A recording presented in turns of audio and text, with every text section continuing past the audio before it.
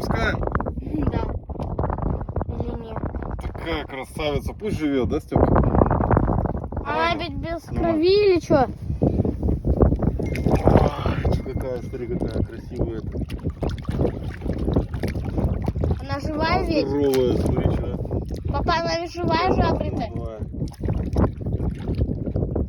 Пускай. А желание загадать?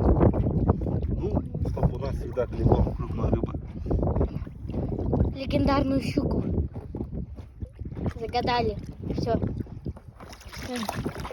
Ох, пошла красавица.